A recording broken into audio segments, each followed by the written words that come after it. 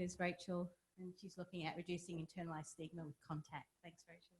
Thank you. So hi everyone, as Fiona just said, my name's Rachel. I'm a third year PhD student at the University of Sydney. And the question I'm putting to you all today is whether we can use contact to reduce internalized stigma in minority group members. I'm going to start with a definition of internalized stigma. I assume we're all familiar with public stigma, even though we might not use the exact terminology. And public stigma is the prejudice that individuals in one social group feel towards individuals in other social groups. Of course, public stigma is a problem for minority group members, but it's not the only problem they face. Minority group members also have to contend with internalized stigma, which is a prejudice that individuals feel towards themselves as a result of belonging to a stigmatized social group. Internalized stigma seems to come about when members of minority groups are aware that the majority group has stereotypes about their group, when they agree with these stereotypes themselves, and when they apply these stereotypes to themselves.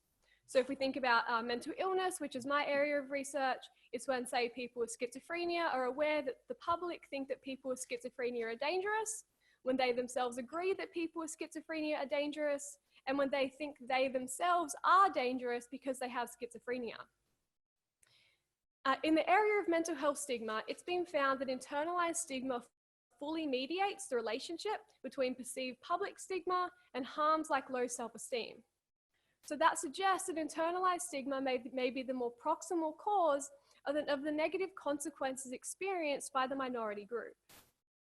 So although perceiving public stigma appears to be the root cause of internalized stigma, some researchers have begun to argue that it may be more efficient to target internalized stigma with interventions while we're also targeting public stigma. So we know that intergroup contact is the most effective strategy for reducing public stigma against people with mental illness. Could it also be effective at reducing internalized stigma? Existing interventions aimed at reducing internalized stigma are predominantly clinical in nature. So clinicians are using things like psychoeducation and CBT to challenge the negative stereotypes that individuals have internalized. So essentially, they're trying to interrupt the self-stigma process by cutting in at the agreement stage. If people with mental illness can be convinced that the stereotypes that exist are only myths and that they're not accurate, this could prevent them from agreeing with stereotypes and therefore prevent them from applying these stereotypes to themselves and prevent all the other negative consequences that result from that. So we know that intergroup contact also challenges stereotypes. When we meet someone from another group, we learn that the stereotypes we have about that group may not be applicable to every member. So if a person with mental illness experiences in-group contact with another person with mental illness, specifically another person with mental illness who is counter-stereotypical, then we could decrease stereotype agreement and interrupt the internalized stigma process in the same way that other interventions are. So to explore this possibility, I recruited over 1,000 Australians who self-identified as having a mental illness. So they reported on the quantity of contact they've had with peers with mental illness, as well as what proportion of the people they know with mental illness are counter-stereotypical versus stereotypical.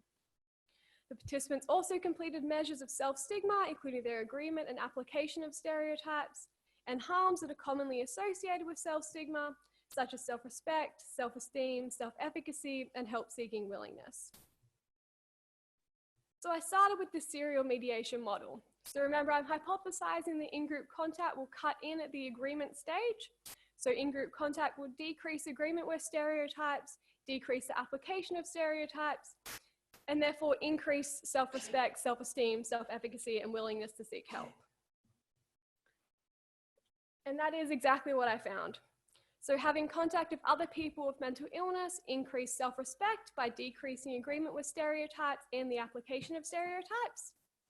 There's a significant indirect effect here from in-group contact to self-respect through agreement and application.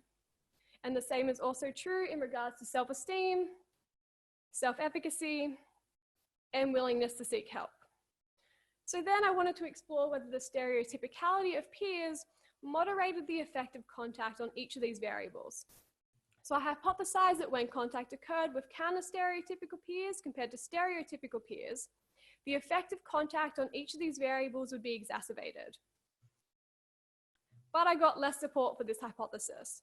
So only the direct effect of contact on self-respect was moderated by stereotypicality.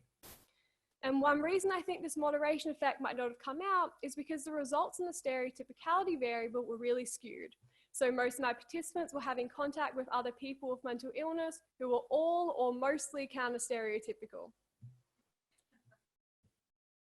So to summarize, what I found was that when people with mental illness experience high levels of contact with other people with mental illness, this is associated with reduced self-stigma, increased self-respect, self-esteem, self-efficacy, and willingness to seek help for mental health issues. So in-group contact could be an effective means of reducing self-stigma and the negative impact it has on people with mental illness. But of course, this is only a cross-sectional study, so we need experimental research where contact is manipulated in order to verify these results. And further research could also investigate whether in-group contact could also be an effective strategy for reducing internalized stigma in other minority groups. And that's it, thanks.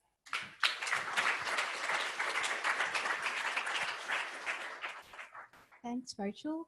Time for questions. Debbie. I use the hand also to ask questions. Rachel, I really like the data. We need more of this bridging between intergroup and intragroup kind of data. I just wanted to ask about how the measure of stereotypicality read. Was it like the self-appraisal of stereotypicality of this target or societal appraisal?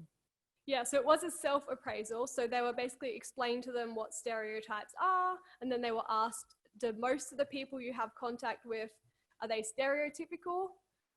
So it was all stereotypical, are most stereotypical, or about half stereotypical and half counter-stereotypical, and then most counter-stereotypical, all counter-stereotypical.